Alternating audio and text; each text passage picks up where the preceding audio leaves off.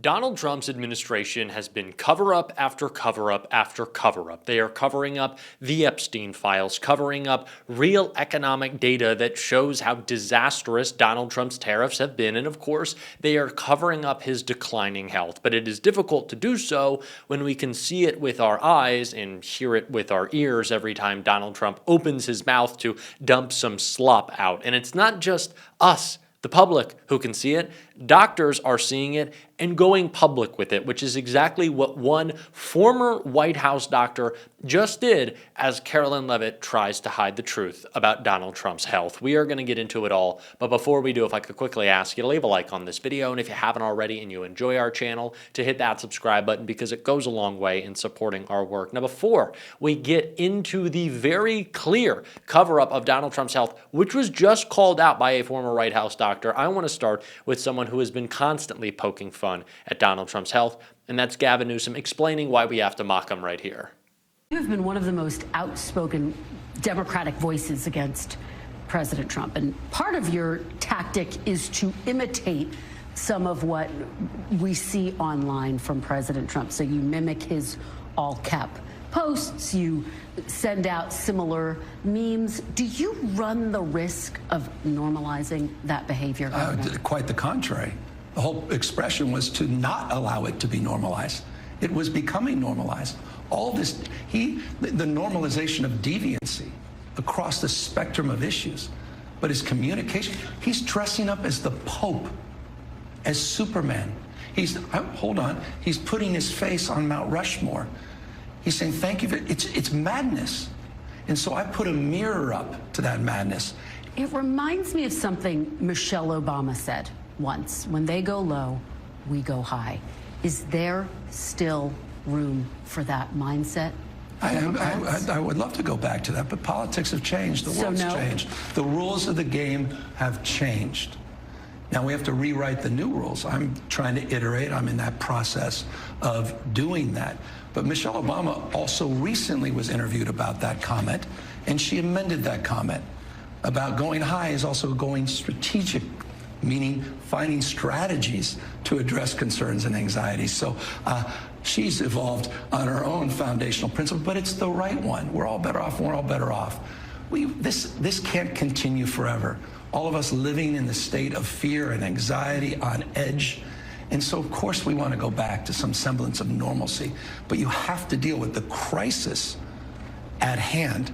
It's just been 10, 11 months of this presidency. We have 3 more years. Time to batten down the hatches. And it's time for us to change if we want things to change. And that's why our communication strategy has shifted. Of course, we have to mock Donald Trump. Of course, we have to call him out. It's not going low to point out the fact that our president is the oldest man ever sworn in. By the way, Republicans had a big problem with that when it was Joe Biden, and every time they could take a clip out of context, they would. But now that Donald Trump is constantly forgetting which fake war he ended, he's slurring all of his words and losing a mind that he never had, they've just completely moved on. But it's because they want to continue to hold him up as this big, strong, tough guy. It's why Fox has been, leaving his speeches a little early recently, and why Newsom is pointing out the fact that this guy is just weak. You don't do that from a position of strength. Donald Trump is nothing if not this: weakness masquerading as strength. As a consequence of that call and a recognition that he will lose the 2026 midterm election, he didn't expect you to show up. He didn't expect any of this to happen. He thought maybe we'd have a candlelight vigil, maybe we would hold hands, maybe we could all come together and do an op-ed in the LA Times and, just say woulda, coulda, shoulda done something. They never expected this. Weakness masquerading as strength. That is Donald Trump. He wants you to think that he is the big, strong, tough guy. That is not the case. Donald Trump is fundamentally weak, fundamentally insecure, fundamentally out of touch, not just with regular Americans, but with reality. Donald Trump's brain does not work anymore. It is pudding, and it is very obvious. Of course, the White House doesn't want you to know that because they have to prop up the ego of the wannabe dictator Donald Trump. But someone who's not allowing that to happen is a former White House doctor who shared what they thought about the clean bill of health that Donald Trump was given. He said not too fast. Ex-White House doctor calls out red flag in Trump health saga. A top doctor to 3 U.S. presidents is calling BS on the MAGA administration's claims that 79-year-old Donald Trump is still in the prime of his life. Jeffrey Coleman, who served as White House physician under Clinton, Bush, and Obama, sat down with The Hill Sunday to discuss the MAGA leader's recent trips to Walter Reed Military Medical Center. Last month, Trump visited the clinic for what his administration bizarrely billed as his second annual physical exam so far this year. Beyond a physician's note describing the president's excellent overall health, his aides remained tight-lipped on the reason for his trip until Trump himself blurted to reporters he'd undergone an MRI scan, the results of which he described as perfect. Coleman questioned that assessment, arguing that because any other test beyond an MRI could have been performed in just 15 minutes back at the White House, the official timeline of Trump's military visit to the military clinic simply doesn't add up. It's about an 8-minute helicopter ride from the South Lawn to Walter Reed, so we know that he at least had 4 hours available to undergo medical care. He told The Hill, "There's a disconnect there. Trump's visit to Walter Reed has further fueled already rampant speculation about the aging president's physical and mental health. Political commentators, medical professionals, and the general public have frequently pointed to his slurred speech, erratic public appearances, and occasional unsteady gait as possible signs of a body and mind in crisis."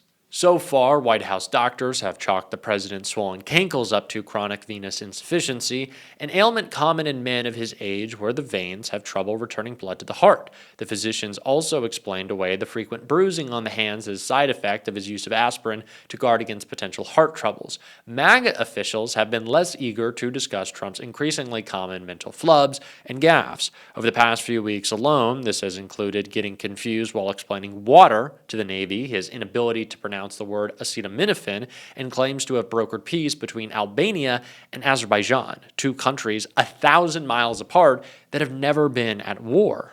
Medical experts have questioned the wisdom of Trump disclosing the test he received when he visited Walter Reed last month, if then his administration only withholds any further information about what the purpose of the test may have been. I think if you're going to release some information, you want to release enough information that the public can at least put it into context. Jacob Appel, a professor of psychiatry at Mount Sinai, told The Hill, "If you're going to say that you're having an MRI, we should know what the MRI is for.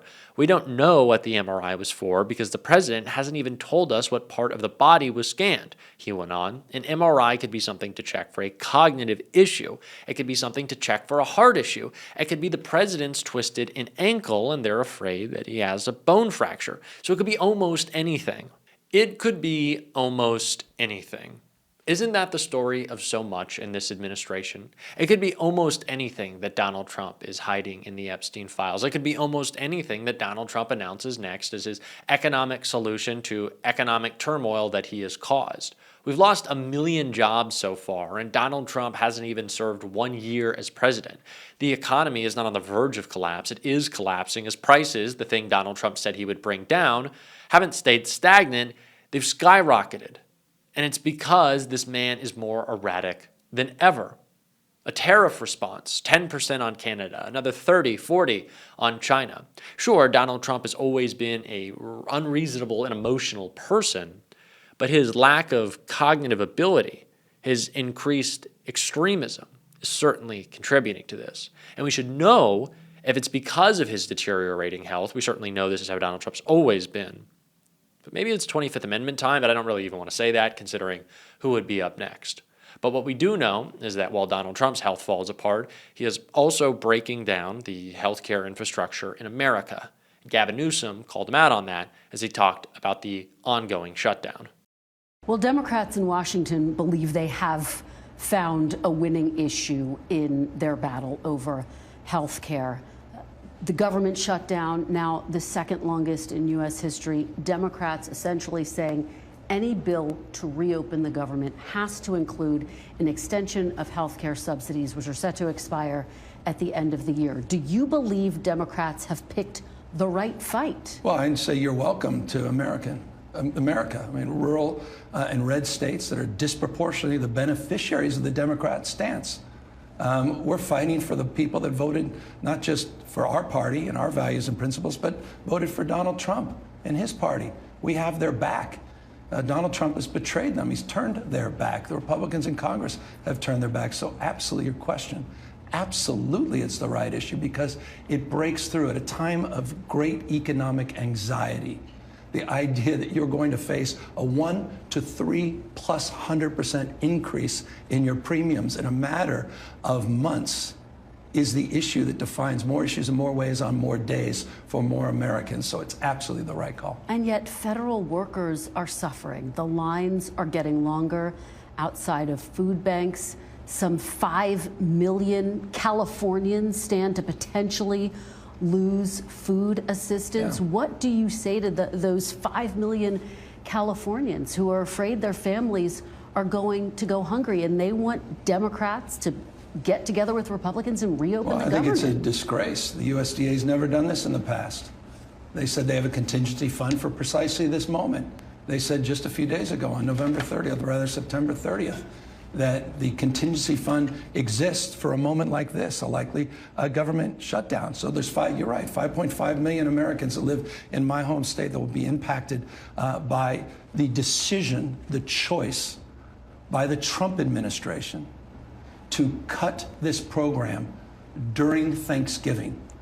And those same people will face unprecedented prices for beef and coffee and other basic goods, just as they're facing unprecedented costs for candy, up 10.8% for Halloween. And what we will all experience is this war on Christmas and the cost of toys because of Trump's recklessness on this massive sales tax increase of working families and blue-collar workers called tariffs. Democrats are not playing politics with this shutdown. I hate that that's the media framing. We're not even talking about policy right now.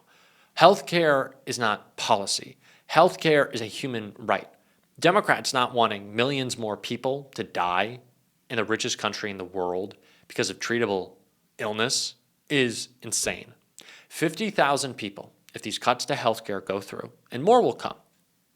We know at least 50,000 people, more, will die every single year from treatable diseases because of Donald Trump. That is what will happen if we allow just these cuts to go through. That is not a fight over politics. It's life and death. So Democrats need to hold firm. We're going to keep advocating for that on this show. If you want to support that, as always, you can hit that subscribe button, leave a like on this video. If you stuck around to the end, drop a blue heart in the comments. It's good to be back with y'all. There were some days off, but we are back. Keep on fighting. Don't let them silence you. And until next time, I will see you soon.